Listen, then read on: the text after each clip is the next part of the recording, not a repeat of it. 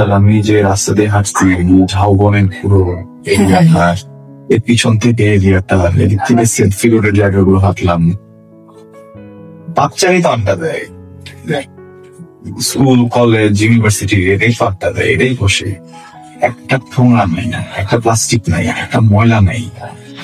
মানে কেউ যদি নিজে থেকে ময়লা করতে চায়, আমার মনে হয় পৃথিবীর সর্বোচ্চ প্রশাসন দিয়েও সেটাকে আটকে রাখা সম্ভব না। পটুয়াখালীতে মানুষজন পরিষ্কার, যেটা আমার ফিল হয়েছে। আমি এই যে গ্রামের ভিতরে আসছি, বিভিন্ন জায়গায় ঘুরতেছি, কোথাও থেকে বাজে স্মেল আসে না। তার মানে কি? তার মানে তার তো ময়লা জমায় না। সেকেন্ড যেটা আমার কাছে ফিল হয়েছে যে এখানকার মানুষজন রাস্তাঘাটে এখানেও অন্যান্য জায়গার তুলনায় হর্নের শব্দটা কম। জবনের মতো বড় রোডে কিছু সংখ্যক মানুষ আছে, এরা বাদ দিলে ম্যাসিভ পরিমাণ মানুষরাই ওই জীবনে একটা তারা করে থাকে না, যে আমরা এখন চলে যেতে হবে সবাইটা হবে, এই ব্যাপারটা নাই।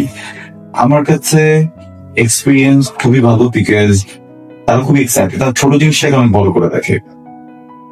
আমি আসছি সাধারণ একজন অভিনেতা যে টেলিভিশন স্ক্রিনে কাজ করি, কিন্তু তারা যে পরিমাণে লাভটা দিচ্ছে, তাদের আমার কাছে আসার যে আগ্রহ, এটা দেখে মনে হচ্ছে আমি সিনেমার হিরো চলে এসেছি। কিছুটা তো অবশ্যই থাকবে।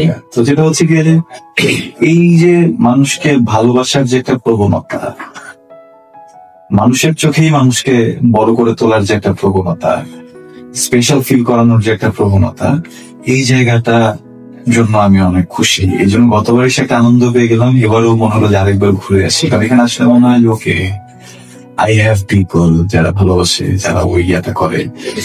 আমি যতবারই আসলে আমার বাড়ির ওই অঞ্চল, আমি যেখানেই গেছি, ওই অ্যাপ্রিসিয়েশনটা সবসময় ছিল। বরিশাল অ্যামেজিং, এই জায়গাটা খুবই সুন্দর, মানুষ আমার কাছে ভালোই লাগছে।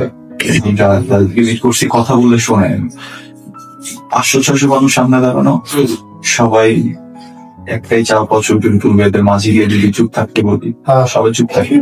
কিন্তু শর্ত আছে একটা, কথা যদি একটা দিয়ে বসি, তাহলে পালন করতে পারি।